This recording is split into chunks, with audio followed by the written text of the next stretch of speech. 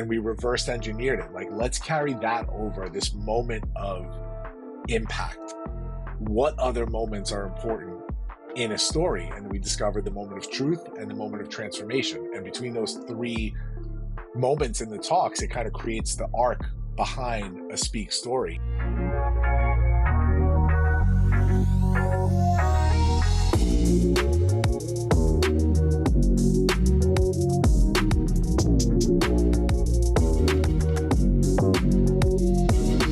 Let's impact some today. I think we're going to do a great job.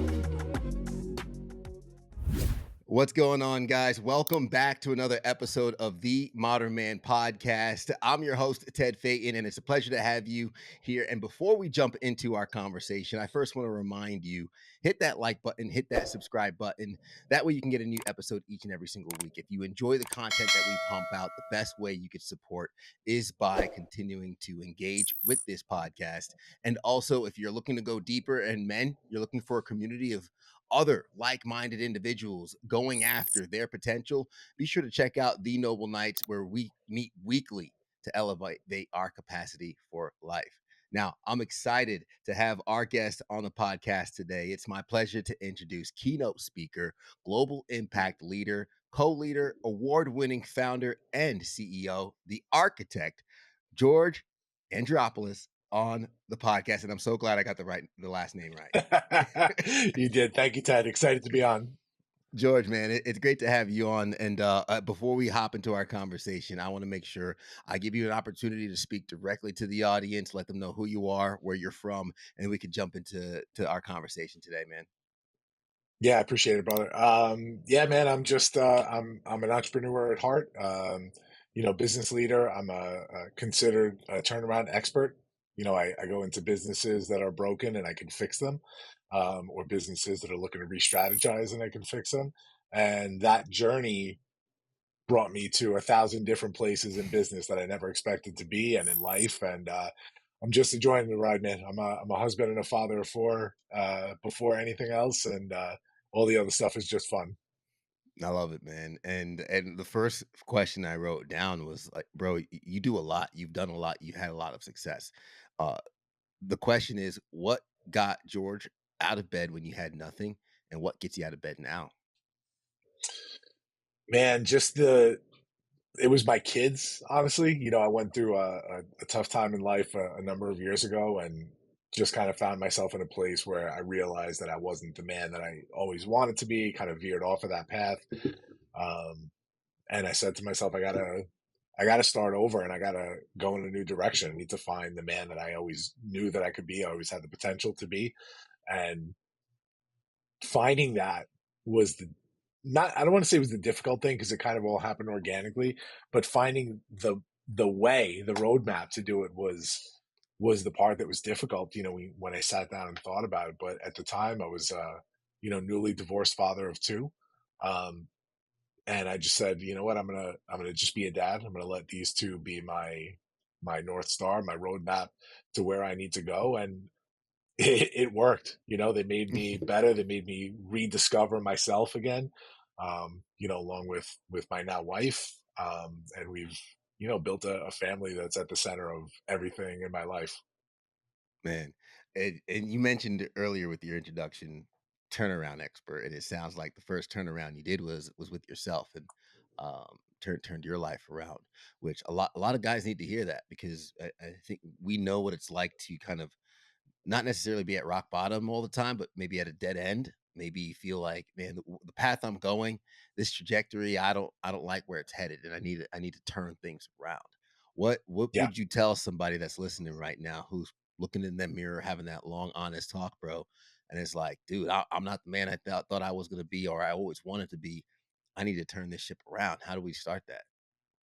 It's never too late. That's the thing to remember. It's never too late and it's never over. There's a lot of resilience that comes in that statement that we have to discover on our own. But I saw that from you said that was my first turnaround. That was my first turnaround that mattered. But that wasn't my first turnaround in life. I did a lot of inadvertently did a lot of business turnaround in the first half of my career, which I was in the pharmacy industry for a number of years. and sort of discovered that I kind of was good at that, was good at going into a business and, sort of figuring out what was wrong, um, putting in new strategies to fix it. And then when I came to that point in my life where I needed to fix myself, it was like, I just got to do what I do. What would I do if I was in a business that was failing? I would go to the owner and say, "You have to be held accountable, right? You're the number one here. It starts with you." So my own life, who else am I going to hold accountable? And that's kind of where that started for me. And it was a number of years of just living that mantra, living that life, and realizing like, yeah, I think I can share this as a public speaker. I can help others, that may be going down the same road I was going down, or have encountered the things that I had encountered in life, uh, and try to turn it around.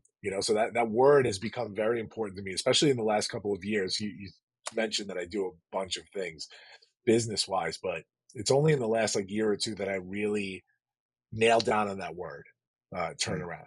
Like that's kind of the center of every one of my businesses, everything I do, and really what I'm about. yeah, and it's funny how oftentimes we're we're in the trees, so we can't see the forest, right? Our heads down, we're working. So sometimes it takes hindsight to see what it is and get the clarity in terms of, oh man, I've been turning around this whole time. That's what I do. Yeah. And being able to identify that, package that, and then share that with others. Yeah, right. It becomes okay, that's the idea, and that idea becomes part of the story. And I say those two words intentionally, because a lot of what you do when it comes to speak is people with ideas and stories and being able to share that. How do you package that yourself and start turning your story into impact? Yeah, well, you use the right word there, impact. So, for my public speaking platform, Speak, those talks are very unique. And we had, my two partners and I had been involved in the public speaking industry in one way or another. My partner Fred and I met at our first TEDx event as speakers ourselves, and then Jason was an event producer in the background. So we kind of teamed up to build this thing. But Fred and I initially sat down when we were designing what a speak talk would look like. And we had been not only giving TED Talks for a number of years, but we produced our own TEDx event for 4 years.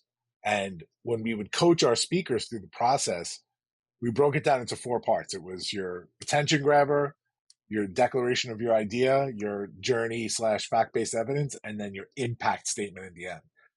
That was always really important to us in those TEDx talks. So when we designed the speak talks, we started with that impact statement and we reverse engineered it. Like, let's carry that over this moment of impact. What other moments are important in a story? And we discovered the moment of truth and the moment of transformation. And between those three moments in the talks, it kind of creates the arc behind a speak story. And really, behind any good story, you just take a moment in your life that's impactful to you or to others. And you really think about the genesis of that moment, the story behind it. How did that happen? And I promise you, it's engaging to anybody out there that's willing to listen. Yeah. What is what does your moment of truth, transformation, and impact look like? You had to know that question was coming, Um, man. wow, that's a great question, man. Um, I would say the moment of truth for me was the moment that I let go. And funny enough, we're on a podcast about men, right? The Modern Man podcast. Um, the moment that I let go of everything that a man was supposed to be, right? In my head, a lot of the problems in the first half of my life came from just being that stubborn man that had to handle everything and wouldn't let others take on some of the stresses that I had, and um, come up with solutions together. And so I always went at it by myself. Um, when I let that stuff go, and by the way, not by choice, because I failed, right? I failed to Yeah. the point where I had to let it all go. It wasn't working. I couldn't kid myself anymore. And when I let all that go and just said, like, I gotta, there's gotta be more here. There's gotta be, I know I'm talented. I know I'm a smart dude. I know there's a lot of love in me to share, but like, I need to do this with other people. I can't like just do life myself.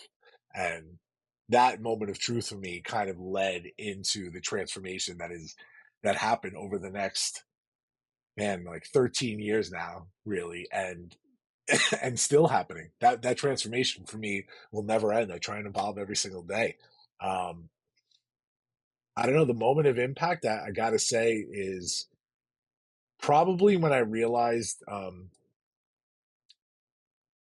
that all the good things that I do, all the what seemingly might be big things in my professional life, and um, you know, caring and thoughtful things that I do in my community life, and all of it is just for my family. Like it's that impact for me was like, it's not about me, it's about teaching these four kids, right now ranging from 16 years old to 2 years old.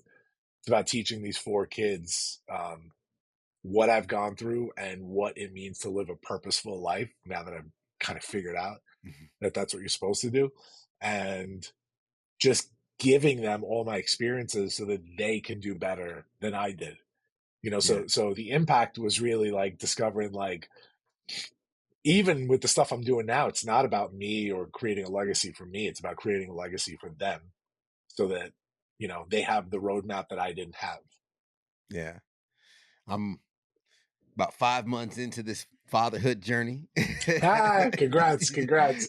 Appreciate it, man. But just the way you explain that though, it reminded me of just a couple days ago. The wife was at work and I didn't have time to go to the gym, so I'm throwing on an at-home workout, and there's my daughter on the floor laughing at my pain.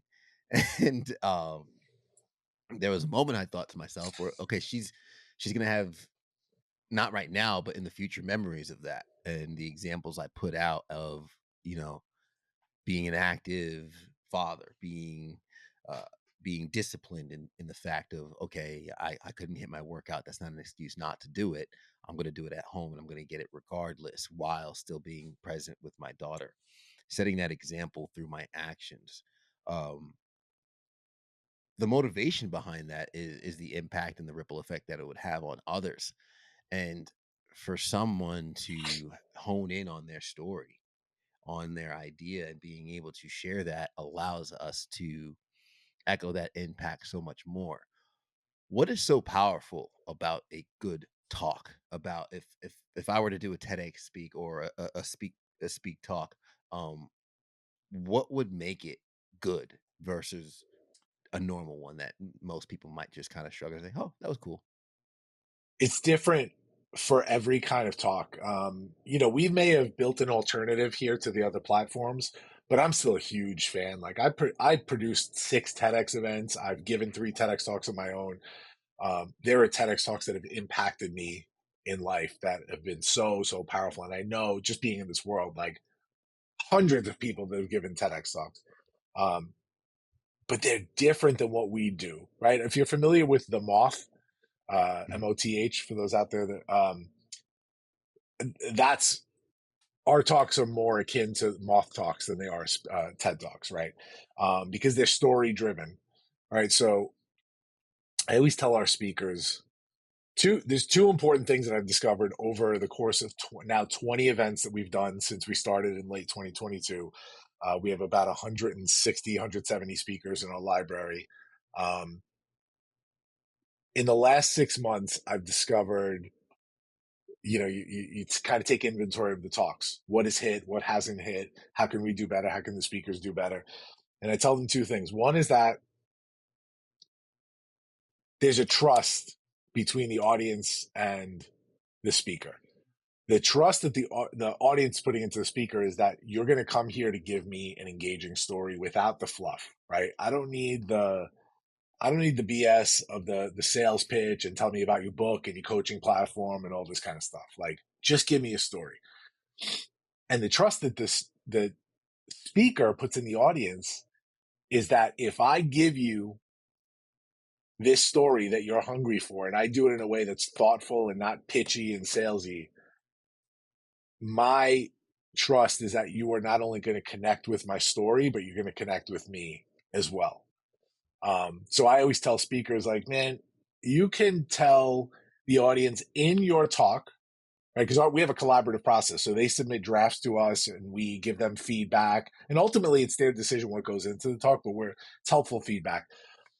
And I'll say to them, look, you can give them your name, address, telephone number, website, name of your book, Amazon link, the whole thing, right? Your coaching platform's name and website. And if your talk sucks, nobody's coming looking for you, right? But if you give them a good, engaging story, something that was impactful to you and that comes through in your talk, you can give them nothing else. You can give them your first name and last initial, and they will find you. They will find you. They will find your business. They will find your book. That's the trust. The other part of it is in the delivery and the writing of the story. It's like, I always tell them, this is my big secret in public speaking, is that when you're telling a story and you're going back in time, there's an experience and a maturity in your voice today. So 44-year-old George today that's been through the mud, that has lived an entire life of stories. If I go back to that year when I was 31 years old, when everything went bananas in my life and I had to start over, if I tell them that as 44-year-old George, there's an experience and a wisdom in the voice where they're not really going to be like on the edge of their seats, because they're going to go, well, you're here on stage telling me, so I know you made it out. But if I go back to that moment and I tell it to them in the voice of that guy at 31, as it happened, I can tell you right now that they may not be interested in your subject matter, what you're talking about, what you're about, but if the story's good, they're going to listen and they're going to be engaged. So that's kind of like how we advise our speakers to give these stories, so that they're led by story and nothing else. How do you help someone that might not know what their story is, right? There's someone who might be terribly humble, painfully humble, and they think to themselves, well, George, man, I went to school, got good grades, got a degree, I got an accountant degree, and I've worked as an accountant up until now. Like, what story do I have to tell? Yeah. Yeah, it's a great question too. First of all, they wouldn't be in our orbit if there wasn't a story there, or the beginnings of a story, right? Because you have to go through that stuff. Like, I'll tell you right now, like George at 22, George at 25, George at 30, he didn't have anything to talk about yet, but George at 32, 35, 40, 44, like he's got a whole load of stories. So you have to be ready for it first, and you can't pull that out of somebody until they are ready. Now, if they show like, the beginnings of being ready and the interest there, yeah, that's something you can kind of coach people through, and you talk about it and go. I'll give you a perfect example. One of our speakers from our very first event, November of 2022, Speak Beginnings, um, she came to us through a channel that is not typically how we get our speakers. She was recommended by somebody from back when we were doing our TEDx shows. And they said, oh, this woman would be perfect for a TED Talk. And I said, well, we're not doing that anymore, but I can talk to her about doing a speak talk. And, she's from the neighborhood, so we kind of knew each other. And it turns out she's a mother to a special needs child, and two other neurotypical children, while this child was neurodivergent. And, she's a mentor to a lot of parents in the community and everything. But so she agreed. She's like, yeah, I'll do it. And she's spoken before, not in this kind of setting. She speaks at PTA meetings and all kinds of like stuff within her orbit. And the whole time, man, was like struggle for her, because she just kept getting imposter syndrome. She kept wanting to quit. I'm not good enough. I don't have a story, and blah, blah, blah. So it started off with this collaborative meeting of like, I don't know how I'm going to talk about being a special needs parent. I have no idea what I'm doing. She was like beating her head against the wall. And I was like, well, that's a story, right? Like, because is your child alive and thriving and having a good life? And she goes, yeah, he is. I go, so you could basically tell the audience how to be a special needs parent without having any clue what you're doing, right? She goes, yeah. I said, well, that's your title right there. And she was kind of like, oh. And we went throughout the whole thing. Her name is Kate Kelly. It's a great talk. the whole process was the same thing. She's like beating her head against the wall the whole time, imposter syndrome kicking in. And she sends me one of the final drafts, and it was great. It was powerful. We worked closely on it together, and except for the ending. Everything was so powerful, and then she gives me like this BS book report ending, like in conclusion, but and I was like, no, you are not getting away with that. Like, meet me on Zoom tomorrow, 45-minute call. I promise you we will have the end of your talk, your moment of impact.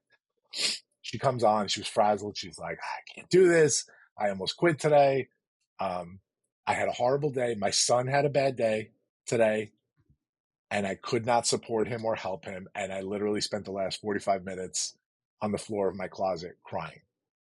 And she goes, the only way I was able to get out of that and take this call is because I got a call from a friend of mine who's also a special needs parent. And the friend said, oh my God, Kate, guess what I did for my son today? Blah, blah, blah. And Kate goes, oh my God, I'm so proud of you. You're such a great parent. And the woman says, thank you, Kate. Everything I do is to make you proud. And she goes, what? Why would you want to make me proud? And she's like, you're our leader. You're our mentor in this community. You show other special needs parents that it's possible to give their children a good life and to support them and to help them. We couldn't do this without you. So of course I want to make you proud. And she's like, do you believe that, George? That another parent would say that to me? And I was like, stop talking. Everything from the floor of the closet crying until now is the end of your talk. And she was like, oh, okay, now I get it.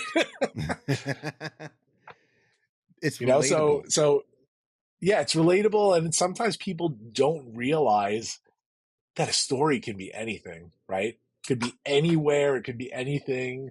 Sometimes it's disguised. It doesn't look like the story, but it's the story, Yeah. If iron sharpens iron, so does one man sharpen another. But if you're a man and you're alone or listening to this, then who sharpens you? What's going on, guys? Ted Phaeton here, host of the Modern Man Podcast, also founder of the Noble Knights Mastermind Group. And I'm just out here encouraging you to find your circle. Maybe you're on a personal growth journey and nobody around you understands the new mentality that you're possessing. That's okay.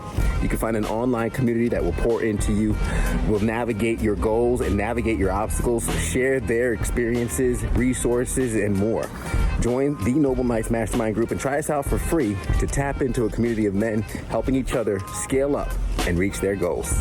Check out themodernmanpodcast.com. What makes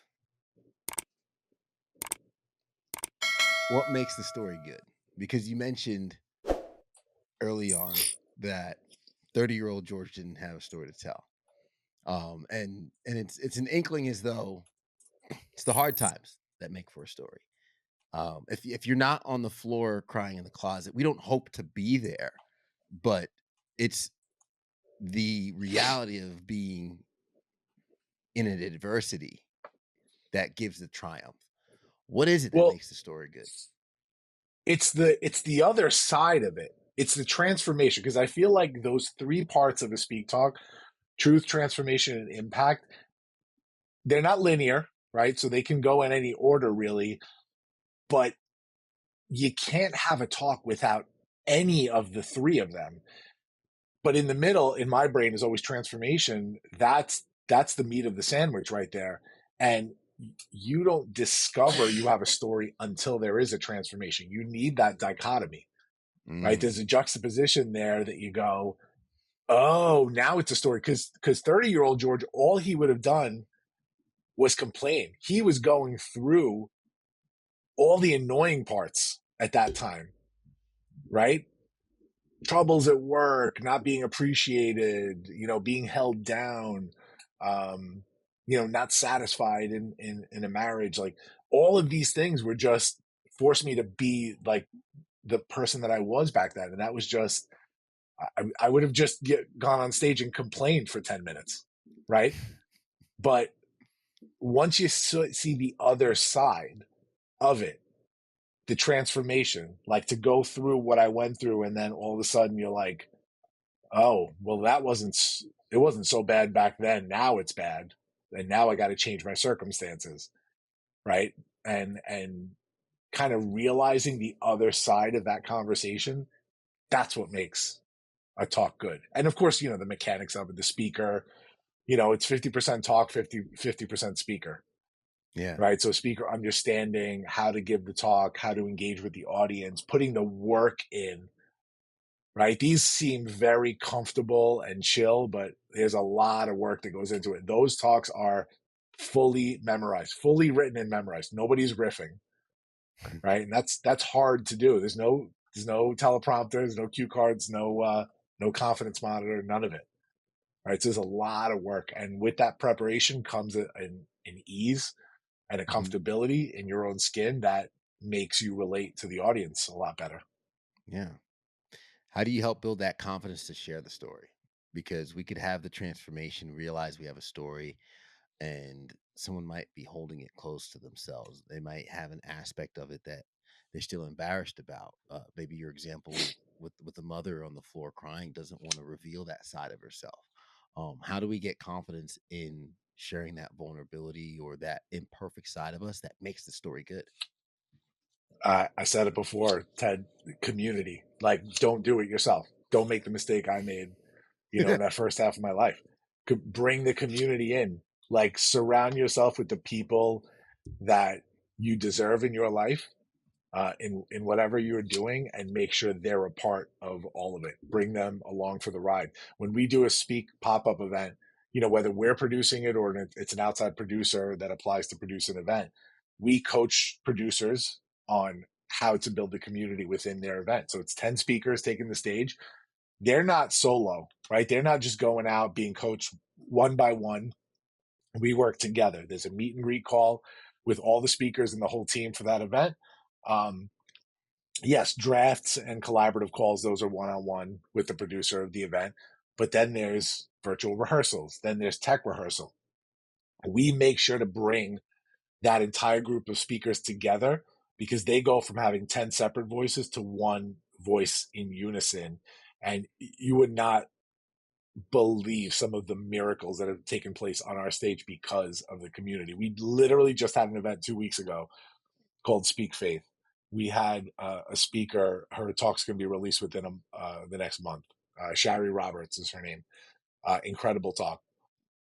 She, the story was crazy to see, like, this woman speaking and to hear what she'd gone through. But she basically went through abuse in her life from both her father and her ex-husband. And that abuse, like, broke something inside of her, and she has neurological damage because of it. Mm. And she has a speech deficit. It is very hard to understand, Shari, if you're not expecting it, right? And lovely woman, amazing writer. Like, first draft, approved. Didn't need anything, right? Doing the virtual rehearsal, and we got, 12 people on Zoom, 13 people on Zoom. And she stopped twice during her rehearsal. And literally said words like, "This is horrible. I could see it on all your faces." And we were like, "No, what are you talking? Don't do that in the middle of a rehearsal. Like, you got to stay on point. You got to get." So we could tell there was a lot of, like, self-doubt, a lot of negative self-talk, a lot of just things that she was dealing with because of her speech deficit. And I gave her, like, the football, basketball coach pep talk during the thing. And I said, "No, we are all here for this. Please do not pay attention to our faces when we're doing the thing." Like, I'm sitting here listening while doing work, and I basically said, "You are here because you deserve to be here. You wouldn't be here if you didn't deserve to be here." What happened next was the entire group of speakers messaging on Zoom. "You got this. I'm not going in." Our rehearsal went an hour and a half over. These people were on until like 11:30 at night. It was crazy. And I said, "We're going to stop here. We're going to pause. You're going to go last. You're going to let everybody else go. You're going to compose yourself. Then everybody's going to shut their camera off, and it's going to be just you and the microphone giving your talk. You're not going to pay attention to anything else." And they're like, we gave people the opportunity, if you need to leave, please feel free. I know it's late. Everybody's messaging, "I'm not going anywhere. I'm here for Shari, blah, blah, blah." She destroyed it, right? Like, she murdered the room. Amazing. And we were like, "That's why you deserve to be here. You need to bring this same energy onto the stage." And they kept Like they're messaging her, they're emailing her. The speakers got together when they all flew into town. They went out to dinner together. I mean, they just gave her the love. We discovered in that moment, hey, let's give you some extra support. Um, let's work together to come up with a good introduction live in the room so that we're transparent about your speech deficit before you start. This way, there's no like shock and awe, and everybody's focused. And if you looked around that room, they were laser focused because you do have to focus. Somebody that has a speech deficit to understand they were focused, man. And we put her on first just to show her you're going to set the tone for this event. You're starting us off. She murdered the room, and that the love in that room in the back was crazy in the green room, and it was mostly the speaker's community that helped her overcome. And now she's going to be a star. This is I the love type of that. person that can go on and get paid $50,000 for a keynote, Yeah. I was gonna allude to. I mean, I've alluded a couple times to the fact that you do a lot, and I know we're talking a lot about speak, but between Launchpad, the podcast, how do you manage it all, George? How do you keep all the plates spinning, if you would? Um, it's a balance, right? We always talk about work-life balance, life balance. It sometimes goes out of balance. It's never perfect. It's not called a balance unless it's constantly waning, right? Yeah. But as long as the majority of the time everything's level, you're good. But sometimes um, it's going to go out of balance. My wife, who's literally working at the desk right next to me right now, she has a demanding job as well, and we have 4 kids, and I'm all over the place. I'm like daddy pickup when school ends. I'm picking up all 4 kids from school, during the school year usually. Um, and we split responsibilities at home, and when she's got heavy duty responsibilities, stuff's going on at work, I pick up the slack. When it's time for me, to get heavy into work or to travel for work, she picks up the slack. So I couldn't do any of this unless I had that support at home, because that's really what matters to me. But the rest of it's a delicate balancing act, man. And it's never perfect. It's never like social media perfect, like it looks out there on the reels and the pictures on Instagram, right? It's, Yeah. you put a little more time into one business, the other one's going to suffer for it, and vice versa. Um, so it's just a delicate balancing act. And my whole thing is, as long as I'm providing the life that we want to live, and I'm happy every day and I'm fulfilled in my work, then I'll keep doing the balancing act. Yeah, absolutely. And I asked that because you alluded to really quick of the potential for someone to get paid $50,000 for a talk, because there is a lucrative opportunity in getting on stages and having a powerful message to share. So, really quick, I would love for you to share the motivation behind someone really honing in onto the craft and the skills that you teach with speak, and why it would be so important to uh share that story, share those ideas, and share that impact, those transformation.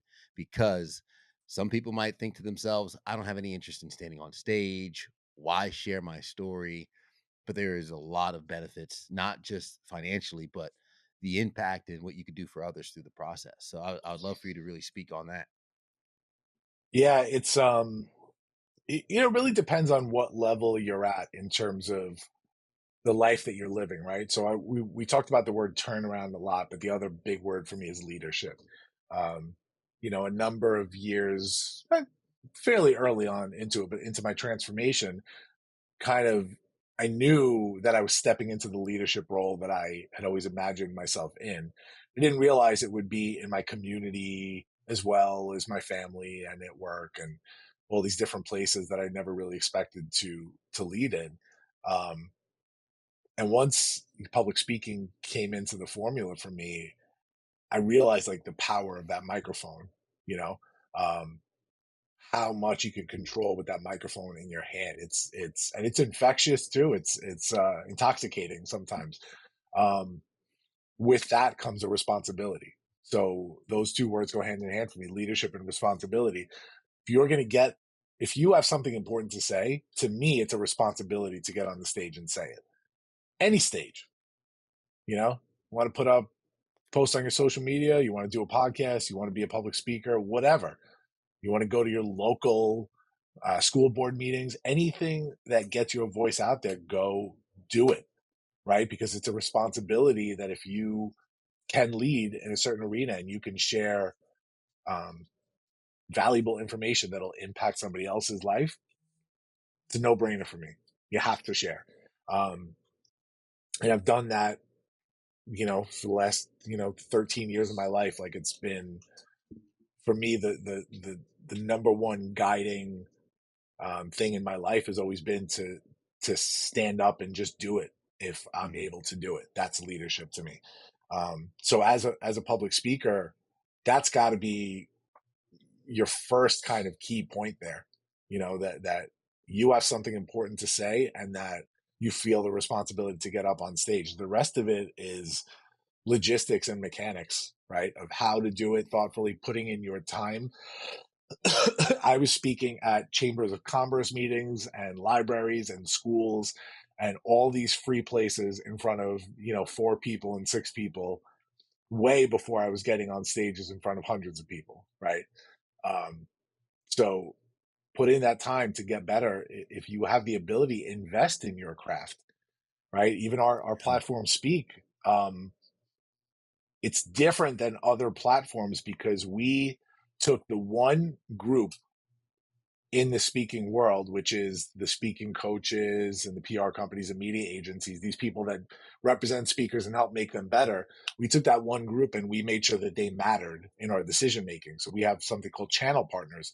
These channel partners have memberships with us, which allow them to nominate speakers to our platform. So most 80% of our speakers come from these channel partners. Why is that important to us? Because we know that these people have put the work in, they're investing in their craft, they're working with a professional that can make them better, and they're serious about it. We need serious people getting on that stage. Mhm. Um, once you work all that stuff out and you put the time in, just keep doing it, keep doing it, keep doing it. It all just starts coming to you. Yeah, fantastic. And I know you mentioned community, you mentioned having those resources and being able to watch others and learn from others and even attend some of the speak events that you have going on. How can people connect with you, follow you, and catch up with all the things that you have going on? Yeah. So on social media, I'm at Launchpad CEO on most platforms. Excuse me. The website's georgeandriopoulos.com, speakevent.com, and launchpad516.com. That's how you can get in touch with me. Any of those channels will get you to me. Fantastic. But before we wrap up, George, I want to make sure I ask this last question, which is the heaviest one, which is why I save it for last. But what is something you've seen or something that's happened to you that shapes the way you view the world as a man?